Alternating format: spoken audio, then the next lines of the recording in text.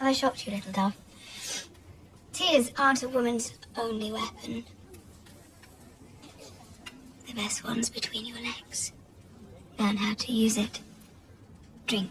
At the center of this stifling, fear-soaked refuge stand two queens, one reigning, one in waiting.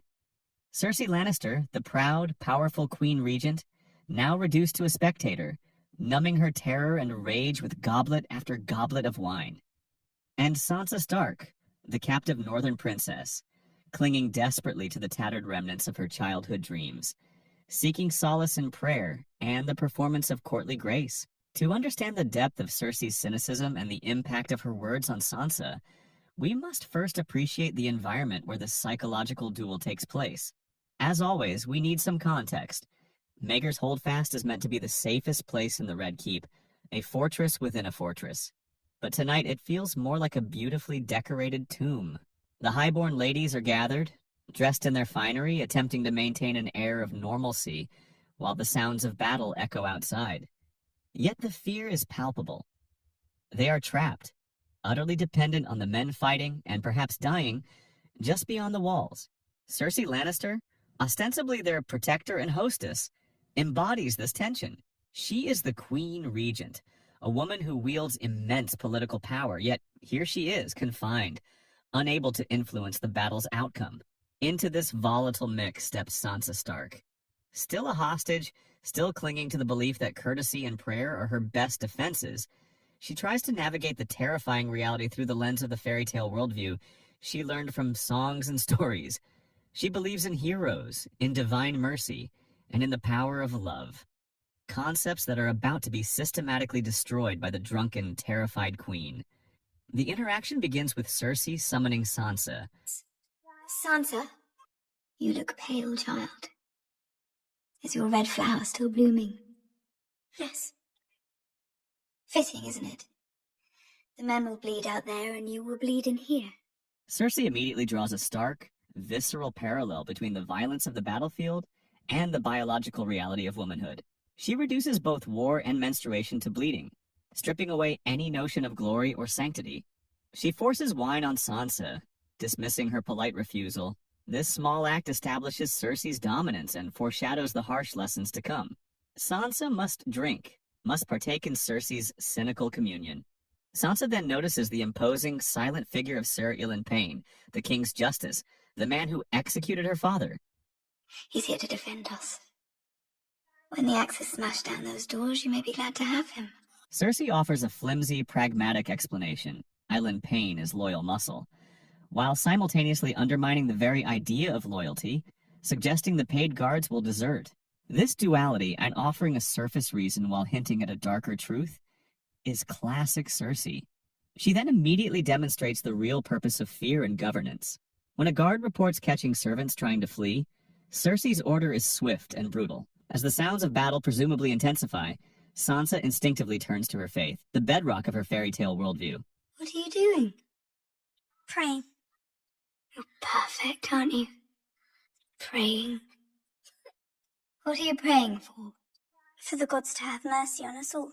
Sansa's prayer reflects her belief in an essentially benign universe. She expects divine intervention, compassion from a higher power. Cersei, fueled by wine and her own deep-seated trauma, finds this naivete infuriating, perhaps even insulting. Her response is swift, absolute, and designed to shatter Sansa's spiritual foundation.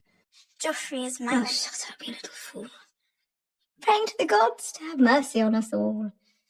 The gods have no mercy, that's why they're gods. This is the central pillar of Cersei's cynical philosophy, stated plainly.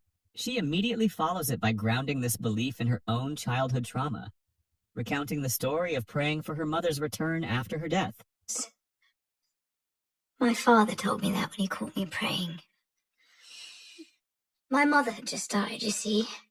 I didn't really understand the concept of death, the finality of it.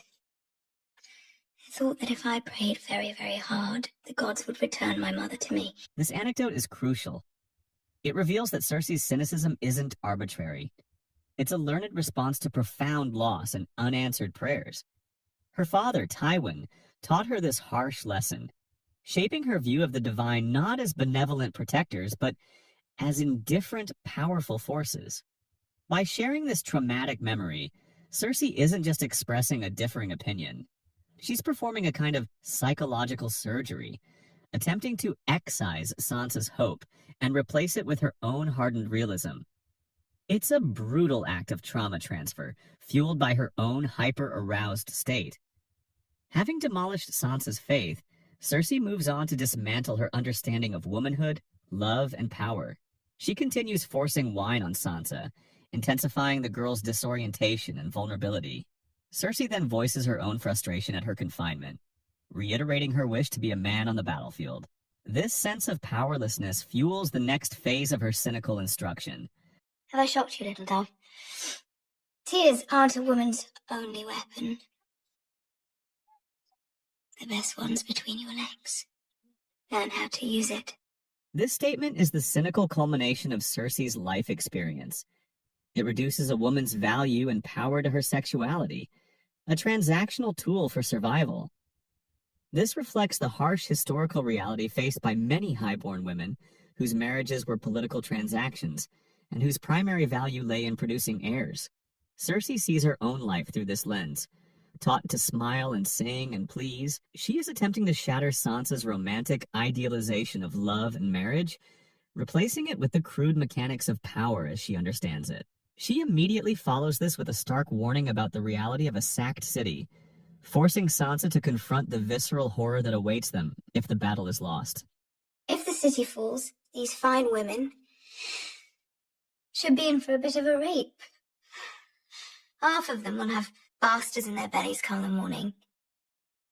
You'll be glad of your red flower then.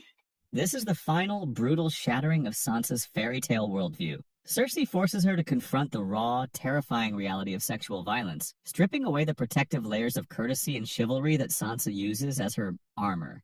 This isn't just advice, it's a deliberate act of psychological violence, likely driven by Cersei's own terror and hyper-arousal. By forcing Sansa to envision this horror, Cersei externalizes her own fear, a common trauma response. She is destroying Sansa's innocence to validate her own cynical, battle-hardened perspective. When we were young, Jamie and I, we looked so much alike, even our father couldn't tell us apart. I could never understand why they treated us differently. Jamie was taught to fight with sword and lance and mace, and I was taught to smile and sing and please. He was heir to Casterly Rock, and I was sold to some stranger like a horse to be ridden whenever he desired. This monologue is a raw expression of Cersei's deep-seated resentment and sense of injustice. Identical in appearance, their paths diverge solely based on gender. He was groomed for power, inheritance, and martial glory. She was groomed for submission and strategic marriage. The phrase, sold to some stranger like a horse, is particularly brutal, conveying her feeling of being objectified, a mere commodity in the dynastic games played by men like her father. This experience directly informs her cynical view of marriage as a transaction devoid of romance. A stark contrast to Sansa's dream of becoming Joffrey's queen. It reinforces her feeling of powerlessness, a core element of her trauma response, which is currently being amplified by her confinement during the siege. By sharing this, she is implicitly teaching Sansa that a woman's life, even a queen's, is defined by these limitations, and that mastering the few weapons available, like the one between your legs, is essential for navigating a world that treats them as property. Sansa, still attempting to reconcile Cersei's bitterness with her own idealized image, offers a weak counterpoint. You were Robert's queen, and you will be Joffrey's. Enjoy. Cersei's dismissive reply serves as the final nail in the coffin of Sansa's romantic dreams. It implies that the title of queen is no shield against the harsh realities Cersei has just described. It is merely a different kind of cage. Cersei immediately follows this with a stark warning about the reality of a sacked city, forcing Sansa to confront the visceral horror that awaits them if the battle is lost. With Lancel dispatched, Cersei turns back to Sansa, her mask of cynical control finally falling away to reveal pure, cold fear. Do you want to know why he's really here? He's here for us. Stannis may take the city, he may take the throne, but he will not take us alive. This is the horrifying truth beneath all the cynical pronouncements. Cerelyn isn't there to protect them from Stannis. He's there to execute them before Stannis can reach them. Cersei's ultimate plan, fueled by her terror of capture and likely rape or execution, is murder-suicide for the highborn women, carried out by the royal executioner. The cynical lessons were not just talk.